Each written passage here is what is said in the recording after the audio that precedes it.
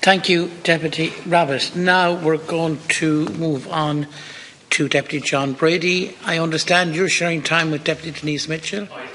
10 and 5. Sorry? 10 and 5, Cahirlock. 10 for myself and 5 for Deputy Mitchell. Okay.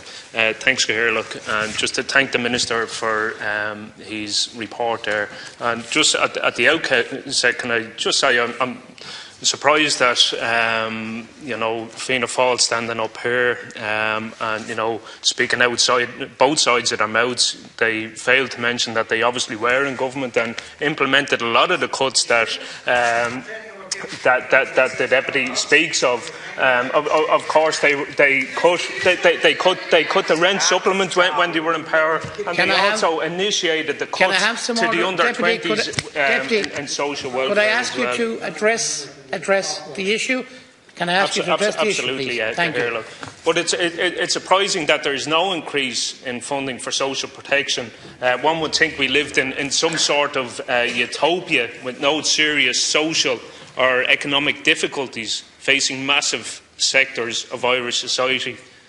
The programme for government acknowledges that Irish people have worked hard for the economic progress we now have. The government continue to pat Irish people on the back for the sacrifices they have made and continue to make to achieve this economic success. Sacrifice success suggests people had a choice. People make sacrifices for something better, to achieve something they can benefit from. What have people gained from the sacrifices they have made? More money, stability, a recovery. Fine Gael, Labour and Fianna Fáil before them chose who to target in their austerity agenda. Lone parents, carers, children, those with disabilities, young people and indeed the elderly. While the government can talk about GDP growth and being the fastest growing economy in Europe, we are also a country with 1.3 million people experiencing deprivation, thanks to Fianna Fáil and Fine Gael. Deputy. According to CSO figures, 750,000 people living in poverty, and in research carried out by mandate. Sorry, Cahirlock, just without the interruptions from Willie O'D. Obviously, I've touched the raw nerve with Deputy O'D. I think it's important that Fianna Fáil are Deputy Brady, can I interrupt you for a moment, Deputy Brady? I don't think you should tell anybody sitting in the chair how to do their job. I do it. Okay. I've asked Deputy O'D not to interrupt you. Please continue. Thank you. Thank you. And in research carried out by mandate, 1 in 10 people are experiencing food poverty. That's nearly 500,000 citizens. We have a crisis in housing, in healthcare and indeed in education. We have families struggling to feed their children and heat their homes. Poverty is arising among children and pensioners, as well as among people with disabilities and indeed with carers. Lone parents are amongst the most vulnerable and impoverished in the country, with 63% of one-parent family households experiencing enforced deprivation. Homelessness is a greater threat than ever before. At any one time, 2/3 of families in emergency accommodation are lone parent families. The rationale put forward for the cuts to the lone parent allowance was to incentivise lone parents to seek more hours at work. But in the absence of affordable childcare and legislation enabling workers to seek more hours, these cuts are an attack on the living standards of lone parents.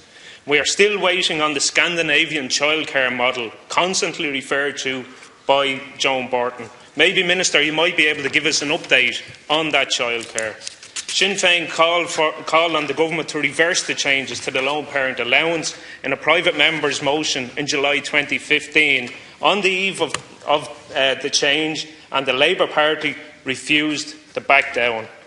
Today, the Labour Party are standing up whinging about this cut and that cut as if they played no part whatsoever in standing over the harshest cuts ever seen in this country. So where is the recovery for lone parents? There is no recovery whatsoever for lone parents. They certainly aren't living in a utopia. A man from Baldenglass in my own constituency of Wicklow contacted my office last week. He is caring for his daughter and has been told he will have to wait 19 weeks until his application for carers allowance is even looked at. Thanking him for his sacrifice and turning the economy around won't get him the carers allowance he's entitled to any quicker. The reality is that carers right across the country have nothing left to give. Carers who save the state over €4 billion each year are experiencing unprecedented hardship. Is that their sacrifice, Minister? So where is the recovery for carers? There is no recovery whatsoever for carers either, and indeed they don't live in the Minister's utopia. Last year, the CSO reported that there are 755,570 people living in poverty here in Ireland. This is a rise of 55,000 people since your party, Minister, Fine Gael and Labour came into office in 2011. Over 230,000 of these are children. And what is the government doing about this? Even your own targets, Minister, to reduce child poverty had to be revised from taking 70,000 children out of poverty to 97,000 by the year 2020. How can any government stand idly by when children are going hungry in 2016? And this has not happened by accident. It is the result of several successive regressive budgets started off by Fianna Fáil. It has been caused by the government's own policies, yet the government continue to sit on their hands on this issue, while the likes of St Vincent de Paul are the ones left to spend €7 million every year providing people who are the most needy in this state. We see thousands queuing for food parcels at Dublin's Capuchin Day Centre. In Cork, the penny dinners are feeding 1,400 people per week, up 55% in a year. Children should never pay the price, and they should never suffer the severe deprivation they are suffering today, thanks to your government's policies and the austerity agenda. So where is the recovery for children? There simply is no recovery whatsoever for children. Last week gave a real opportunity for Fine Gael and Fianna Fáil to make some effort in tackling the housing crisis through Sinn Féin's bill on rent certainty, something Fianna Fáil had part of a policy document they produced only last year. Last year you had this as a policy.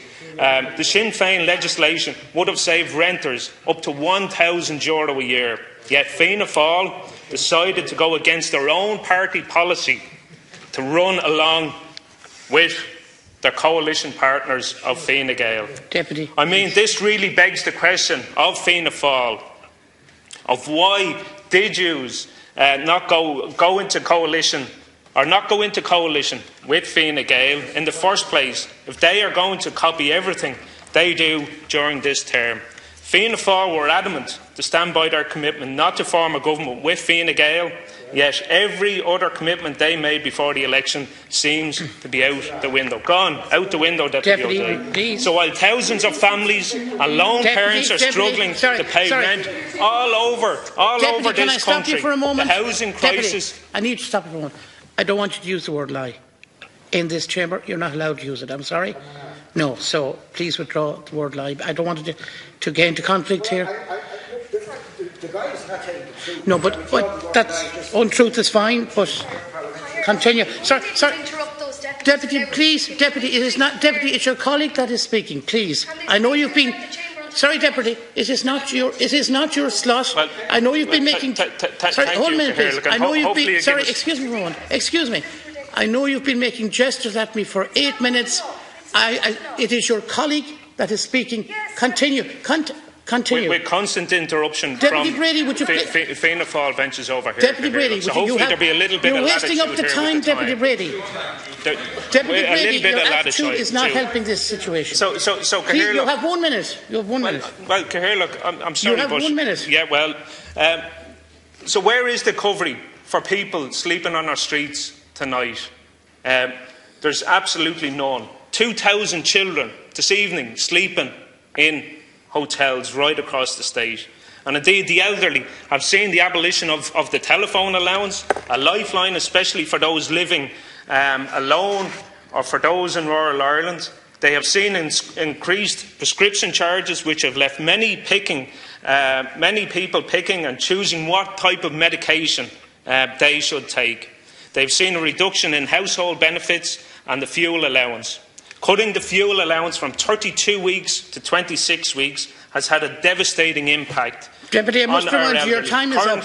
Currently, Cathaoirleach, Ireland has the largest level of excess. Sorry, we have 15 minutes. Yeah, but you asked me to give 5 minutes to your colleague.